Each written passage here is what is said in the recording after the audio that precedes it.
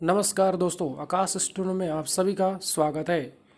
Video start होने से पहले चैनल को सब्सक्राइब, लाइक और शेयर करें। आज का जो डिक्टेशन रहेगा वो दैनिक जागरण एडिटोरियल 80 शब्द प्रति मिनट का रहेगा। डिक्टेशन स्टार्ट होगा 10 सेकंड बाद।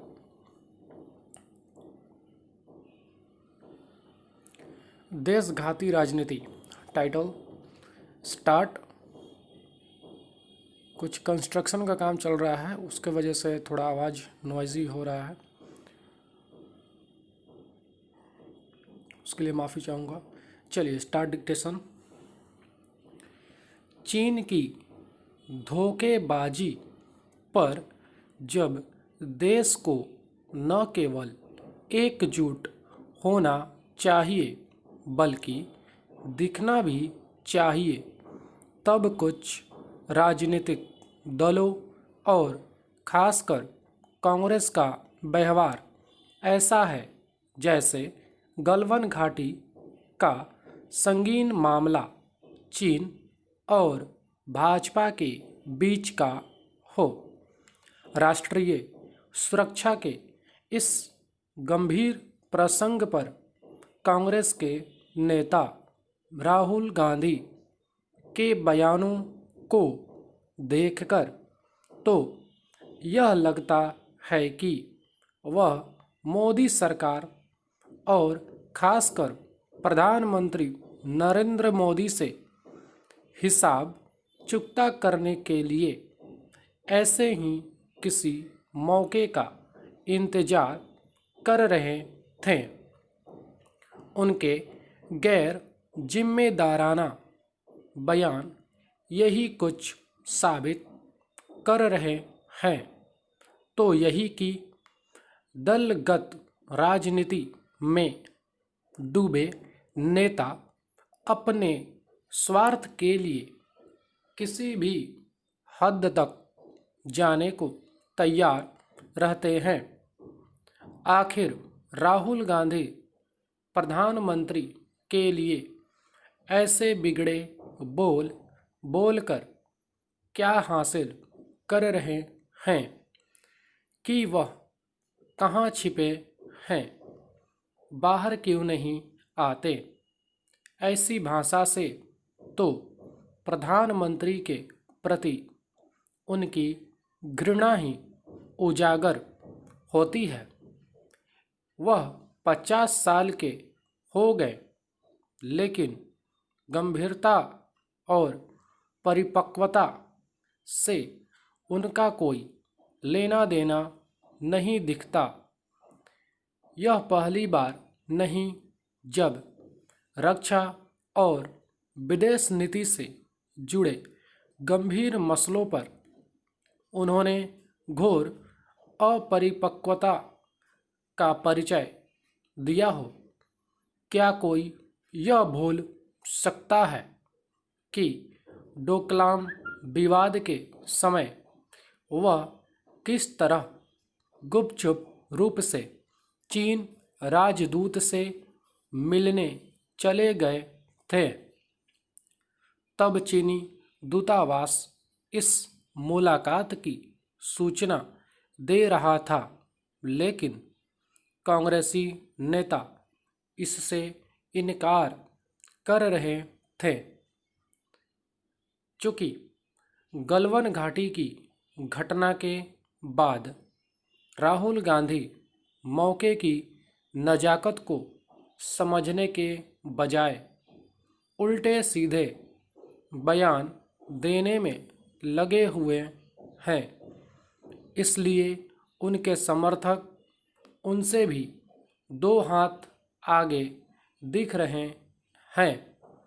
लगता है कांग्रेस यह सोचने की सामर्थ्य ही खो चुकी है कि ऐसी सस्ती राजनीति से देश का हित सधेगा या फिर जाने अनजाने भारत विरोधी ताकतों को बल मिलेगा। किसी भी तरह का राष्ट्रीय संकट हो, वह केवल सत्ताधारी दल की ही परीक्षा नहीं लेता, व विपक्षी दलों की भी परख करता है। यह अच्छा नहीं हुआ कि चीन की धोखेबाजी को लेकर बुलाई गई सर्वदलीय बैठक में भी कांग्रेस दलगत राजनीति से ग्रस्त दिखी।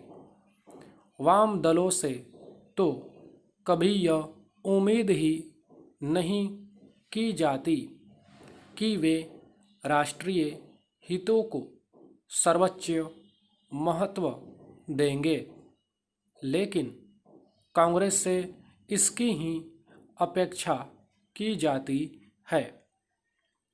कहना कठिन है कि कांग्रेस इस अपेक्षा पर खरी उतरी। क्या यह उचित और आवश्यक नहीं था कि इस बैठक को दलगत राजनीति से परे रखा जाता? क्या यह कोई बताने वाला बात है कि यह समय एकजुटता दिखाने और साथ ही विश्व को यह संदेश देने का है कि भारत का राजनीतिक नेतृत्व चीन की गुंडागर्दी के खिलाफ एकजुट है। समाप्त। Next paragraph ready. 80 शब्द प्रति मिनट स्टार्ट। मनरेगा और सरकारी निर्माण योजनाओं में प्रवासी कामगारों को रोजगार मिला है। केंद्र सरकार श्रमिकों को रोजगार दिलाने के लिए गरीब कल्याण रोजगार अभियान शुरू करने जा रही है। रविवार यानी 20 जून को प्रधानमंत्री नरेंद्र मोदी इस योजना की वीडियो कॉन्फ्रेंसिंग के माध्यम से शुरुआत करेंगे। बड़ी बात है कि केंद्र सरकार ने योजना की शुरुआत के लिए बिहार के खगड़िया जिले की तेलिहार पंचायत को चुना है। 20 जून को प्रधानमंत्री नरेंद्र मोदी यहाँ के लोगों के साथ संवाद करेंगे। इसी वर्ष 4 जनवरी को मुख्यमंत्री नीतीश कुमार जल जीवन हरियाली मिशन के तहत यहाँ पहुँचे थे और 82 जल कर के जीर्णोद्धार कार्य का शिलान्यास किया था। उन्होंने यहाँ पीपल का एक पौधा भी लगाया था। बागमती नदी के किनारे अवस्थित खगड़िया जिले की तेलिहार पंचायत का चयन आत्मनिर्भर भारत योजना के तहत किया गया है। दरअसल इस योजना में बिहार सहित 6 राज्यों के 116 जिलों के 29 लाख श्रमिकों को 125 दिनों को रोजगार दिया जाएगा। कम से कम 29 लाख श्रमिकों को अगले 4 महीने के लिए रोजगार का इंतजाम होगा। इस योजना में सर्वाधिक बिहार के 32 जिलों का चयन किया गया है। हर जिले में कामगारों की कम से कम 25,000 की संख्या रखी गई है। हालांकि यह ज़रूरत के हिसाब से बढ़ सकती है। केंद्र और बिहार सरकार प्रवासियों को उनके गृह जिला में रोजगार दिलाने के लिए कटिबद्ध है। कोरोना काल में लॉकडाउन की वजह से प्रवासियों के सामने आर्थिक संकट खड़ा हो गया था। इसी वजह से जैसे ही श्रमिक ट्रेनें चली तो बड़ी संख्या में प्रवासी अपने अपने राज्य लौट आए। राज्य सरकार इस श्रम शक्ति को बिहार के विकास का सहभागी बनाना चाह रही है। अब उन्हें केंद्र सरकार का भी साथ मिलेगा। यह तो तय है कि किसी भी व्यक्ति को अपने घर में रोजी रोजगार मिलेगा तो काम के लिए दूसरे राज्यों की तरफ रुख नहीं करेगा।